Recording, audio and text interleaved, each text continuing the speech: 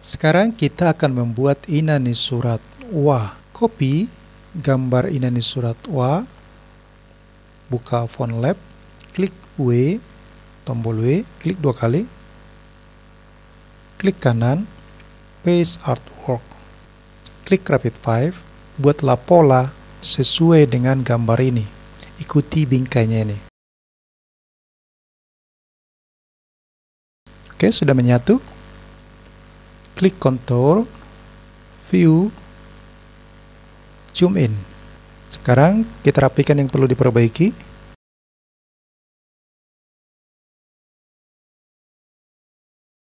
Oke, kira-kira seperti itu. Klik di luarnya, lalu hapuslah gambar inani surat wa.